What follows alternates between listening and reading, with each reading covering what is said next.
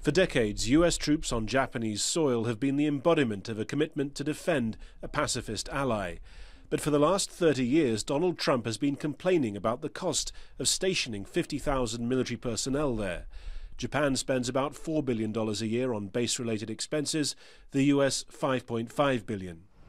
If we can't do the right deal, we'll have to let them take care of themselves. And if that means they'll have to someday get nuclear weapons, in all fairness, folks, I know the way life works. Eventually, they're going to probably want to do it anyway, okay?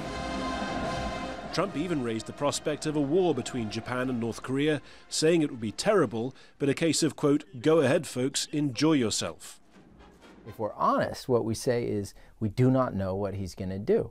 And so leaders in this part of the world, here in South Korea, I think over in Japan and in China, you know, they're somewhat frantically trying to get a read and deal with this incredible uncertainty.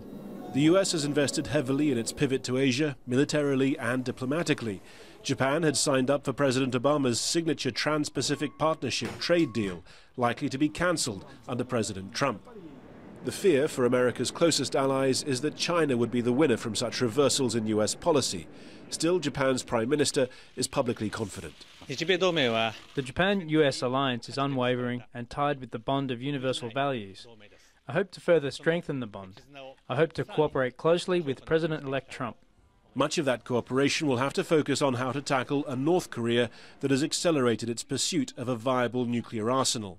The US intelligence chief has admitted it may be too late to prevent North Korea succeeding.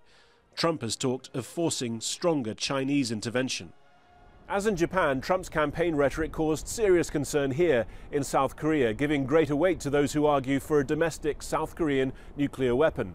A phone call between Trump and President Park left officials here talking about a renewed US commitment to defending South Korea. They're hoping hard, both here and in Tokyo, that President Trump will differ significantly from candidate Trump. Harry Fawcett, Al Jazeera, Seoul.